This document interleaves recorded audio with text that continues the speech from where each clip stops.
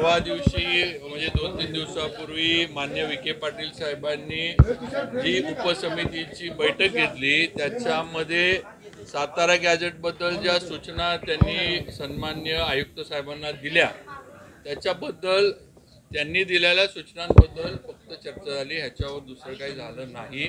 अशी कुठलीही अधिकृत बैठक या ठिकाणी सातारा गॅजेट किंवा उपसमितीची वगैरे इथं झालेली नाही। पहिलं तर उपसमितीची बैठक घ्यायचे अधिकार हे अध्यक्षांकडे आहेत, चेअरमन म्हणजे आमचे जे विखे पाटील साहेब आहेत।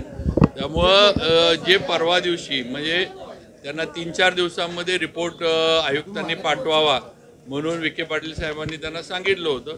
तर त्या बाबतीमध्ये नेमकी इथं कार्यवाही काय झाली आहे पुणे विभागाच्या स्तरावर एवढी फक्त माहिती आम्ही अनऑफिशियली किंवा चर्चेतनं घेतली, एवढंच। ते कळलं ना तुम्हाला?